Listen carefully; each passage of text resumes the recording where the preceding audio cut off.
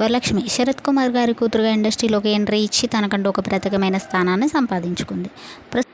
ప్రస్తుతం తెలుగు, తమిళ భాషల్లో విలక్షణ పాత్రలు చేస్తూ వరుస సినిమాలతో దూసుకుపోతుంది. వరలక్ష్మి నటించిన క్రాఫ్, యశోద, వీరసింహారెడ్డి, హనుమాన్ భారీ విజయాన్ని సాధించాయి.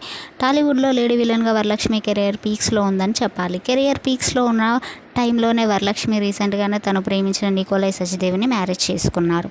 రీసెంట్గానే మ్యారేజ్ చేసుకున్న ఈ కపుల్ మొదటిసారిగా హైదరాబాద్ రావడంతో మీడియా వీరి దగ్గర ఇంటర్వ్యూ తీసుకున్నారు.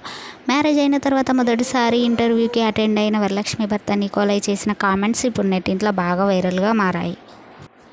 నన్ను పెళ్లి చేసుకున్న తర్వాత తన పేరు మారదు, వరలక్ష్మి శరత్ కుమార్గానే ఉంటుంది, కావాలంటే తనే తన పేరు వెనుక తన భార్య పేరు యాడ్ చేసుకుంటానని చేసిన కామెంట్స్ నెట్టింట్లో వైరల్ అవుతున్నాయి.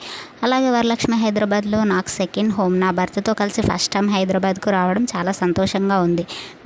మీ ఆశీస్సులతో భవిష్యత్తులో మరిన్ని చిత్రాలు చేస్తాను. నన్ను ఇంతగా ఆదరించిన తెలుగు ప్రేక్షకులకు థ్యాంక్ యూ అంటూ ఎమోషనల్ అయింది వరలక్ష్మి. వరలక్ష్మి పెళ్లి తర్వాత నుదుటిన బొట్టుతో, మెడలో తాడుతో చాలా చూడముచ్చటగా ఉన్నారు.